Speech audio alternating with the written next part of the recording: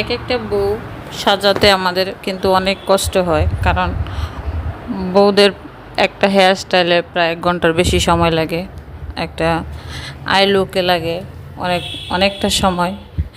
তো আপনাদের বাজেটগুলো হয় 1000, 1500, 1200।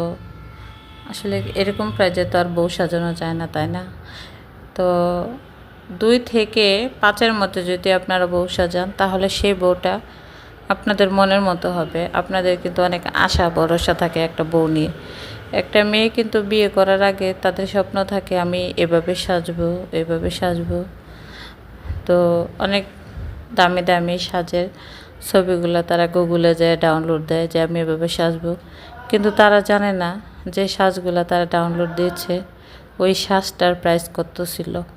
তাদের এই বিষয়ে অনেকের ধারণা থাকে, অনেকের থাকে না।